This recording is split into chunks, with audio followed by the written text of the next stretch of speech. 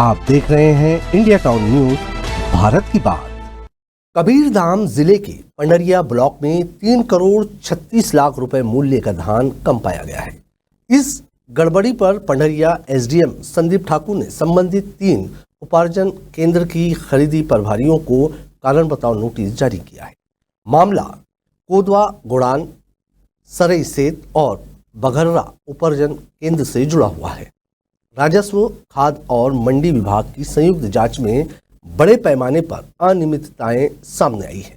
Report के अनुसार कोदवा गोड़ान में 8,440 क्विंटल, सरई सेव में 497 क्विंटल और बघर्रा में 1906 क्विंटल धान की कमी पाई गई है। इस गंभीर अनियमितता पर पंडरिया एसडीएम ने खरीदी प्रभारियों को नोटिस जारी किया था, लेकिन 20 दिन बीत जाने के बाद भी अब तक कोई ठोस कार्रवाई नहीं की गई है। बताया जा रहा है कि प्रशासन इस मामले में जल्द कड़ी कार्रवाई की तैयारी में है। हालांकि इस गंभीर मामले में सभी जिम्मेदार अधिकारी कुछ भी नहीं कह पा रहे हैं। नमस्कार, आप देख रहे हैं इंडिया टाउन न्यूज और मैं हूं आपके साथ कमर घोष। देखिए हमारी ये खास रिपोर्ट।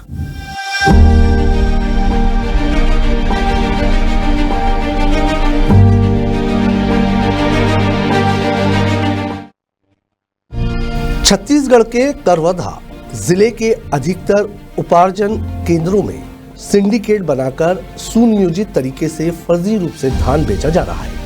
इससे एक उपार्जन केंद्र से ही शासन को लाखों रुपए की चपत लग रही है। जिले भर के उपार्जन केंद्रों से शासन को कितने करोड़ रुपए का नुकसान हो रहा है। एक मामला कुकदुर धान खरीदी का सामने आ चुका है। इसी तरह से खेल लगभग सभी उपार्जन केंद्रों में चलता है। चलिए अब आपको बताते हैं कि किस तरह से धान की अवैध व फर्जी बिक्री की जाती है। किसान के पास पर्याप्त फसल नहीं होने के बाद भी उनके नाम पर निर्धारित मात्रा तक धान की बिक्री कराई जाती है।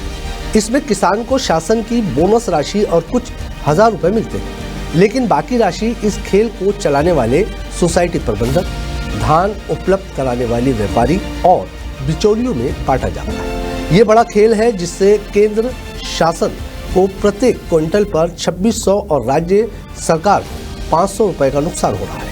यदि एक केंद्र में मात्र किसान द्वारा 100 क्विंटल धान फर्जी रूप से बिक्री की जाती है तो शासन से 2,60,000 रुपए किसान के खाते में पहुंच जाते हैं। इस पर 50,000 रुपए बोनस के रूप में राज्य सरकार किसान को देगी। मतलब एक किसान के नाम पर फर्जी रूप से धान बिक्री पर सीधे 3,10,000 रुपए की चपत लग रही है। ऐसे में यदि प्रत्येक उपार्जन केंद्र में अधिकतम 5 किसानों के नाम पर भी फर्जी रूप से धान बिक्री की जाती है तो 10 करोड़ रुपए से अधिक राशि होती है। यहाँ आपको ये बताना भी जरूरी है कि कमीशन का सभी में बराबर का बंटवारा कैसे किया जाता है। शासन किसानों से 2600 रुपए प्रति क्विंटल की दर से धान की खरीदी करती है, लेकिन बोनस की राशि 500 रुपए राज्य सरकार को दी जाती है। सिंडिकेट के जरिए उपार्जन केंद्रों में धान की बिक्री पर प्रति क्विंटल 200 से 300 रुपए और बोनस राशि किसान को मिलती है, जबकि 2200 से अधिक राशि बिचौलियों, सोसाइटी प्रबंधक और व्यापारियों में बांटा जाता है। अब ये भी जान लीजिए कि किस तरह से होता है ये सारा खेल। एक किसान के पास 5 एकड़ उपजाऊ भूमि है जिसमें वो हर साल धान की फसल लेता है। इसमें इस वर्ष 5 एकड़ की जगह 4 एकड़ में ही ठीक ठाक फसल हुई है। 1 एकड़ में फसल नहीं हुई, लेकिन पंजीयन तो 5 एकड़ का है। किसान ने अपने 4 एकड़ में हुई धान की फसल को उपार्जन केंद्र में बेच दिया। अब बिचौलिए ऐसे किसान को ढूंढते हैं या संपर्क में रहते हैं जिनका पूरे रकबे में धान नहीं हुआ था। बाकी रकबे बिचौलिया धान परिवहनकर्ता व्यापारी से पूर्ति कराते हैं। प्रति एकड़ 15 क्विंटल के मान से धान की खरीदी फिर उपार्जन केंद्र में बिक्री करवाई जाती है, जिसमें सोसाइटी प्रबंधक की मिलीभगत रहती है, जिसके कारण बिना किसी झंझट के किसान को आसानी से टोकन उपलब्ध हो जाता है और धान को आसानी से बेच दिया जाता है। आदिवासी सेवा सहकारी समिति मर्यादित कुकुरदुर में फर्जी धान खरीदी का मामला सामने ऐसे ही आ चुका है।